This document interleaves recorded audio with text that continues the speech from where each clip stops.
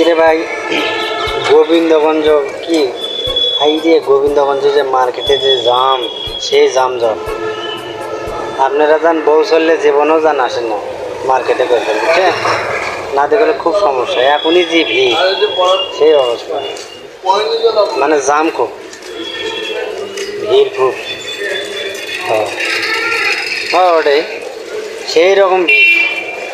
আরে আনাও কোনো ফাঁকা ফুঁকা নেই, করছি আনাও ফাঁকা নাই রে, এনা ফাঁকাও নাই, কোনো কিচ্ছু নাই। কি অবস্থা, খালি ভিড়, জাম জট।